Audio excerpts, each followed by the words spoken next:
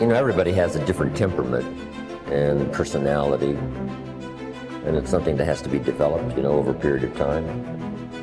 We all must deal with that dark side of our nature, the positive side of our nature, and it isn't that it ever gets done or finished, but that we should suppress those things that would cause us trouble, not only within ourselves, but cause us trouble with someone else. You're not aware of that conflict going on, because conscious attention doesn't need ordinarily to focus upon it. And so you don't get involved, and you're not anxious about what party is winning and what party is losing. They're keeping up a kind of balance. It's a spiritual battle. It's taken people thousands and thousands of years to figure this out.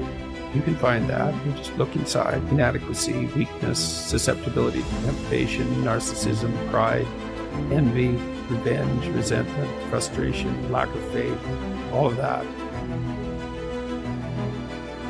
So we spend a lot of our energy, a lot of our time, a lot of our work and our thoughts on how much stuff can I get, how much can I accumulate. And the problem that comes up with this is that if you believe that you are what you have, if you really believe that, so we have a, you know, almost like a dilemma. If I am what I have, then when I don't, I'm not. I start to get really terrified. I start to get really scared when I don't have as much stuff as I want to have, or when other people have more stuff. So we spend a lot of our energy comparing ourselves to what other people have. Jump on the positive side of whatever you want and see if you can't help out in this warfare and this push-shove match. That's why the old wise man said we must learn to love and hate. So underline that. You must learn to love and hate. And the illustration he used was you must learn to love good and hate evil. But the major key to your and my future, the major key to you and mine being able to put our lives together, to get up and move forward, the major key to creating the next greatest version of ourselves and looking out for our families and improving our lives and our community. The major key is you. It's me.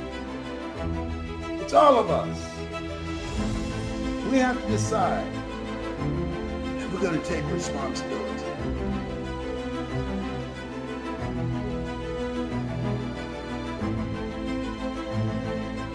So, what are the opportunities today? Probably one of the best forms of growth that we can work with now is cooperation and service to each other. The individual finds perhaps the greatest basic joy that there is in the human composition when he brings joy or releases joy through other persons. One of the simplest things we can do is to plan a program of helpfulness, a program of not thinking about ourselves, but earning the respect, admiration, confidence, and affection of other people.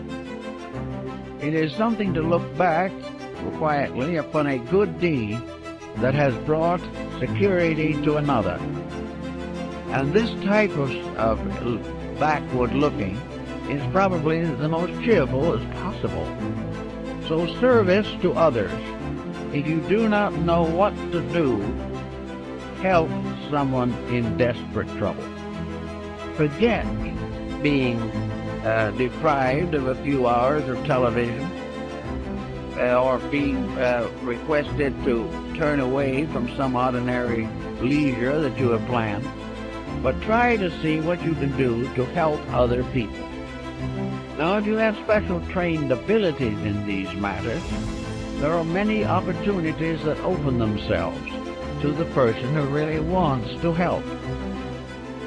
If you have music as a background and have the abilities, find some young people who want music and cannot afford it. And instead of sitting around gossiping or answering phone calls, take these young people and try to educate them or help them in their musical lessons. If you are in business, take young people who need business training.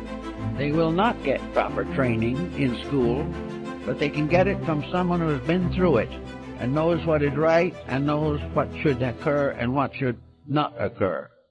Everyone can do something, and out of the best they have done themselves, share with another. Then there are things you can do for yourself. If you are not in a position or do not feel equipped to work with other people, then work with yourself. Develop those faculties and powers which are not functioning properly today. Look over your own life and see what your mind is doing. Is your mind growing? Or is it just heaping up one prejudice on top of another? Watch your thoughts and see whether or not you're instinctively criticizing things you do not understand, or have developed powerful prejudices which interfere with justice and judgment. Look over your own nature and then go to work on the problem that you find needs attention. It is not good, however, to try to simply convert yourself. To sit down and say, I shouldn't hold that attitude, is usually not very meaningful. What you really should do if you dislike a certain condition is get into that condition yourself. Move in on it and find out why people think the way they do. Instead of criticizing from some set point within yourself, find out why other people are not more successful in their judgments.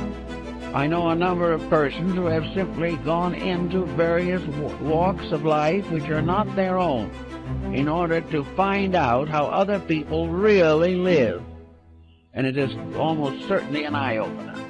If you do not wish to go through all this, it then is the best attitude you can have is to believe firmly that every individual is doing the best he can for what he is.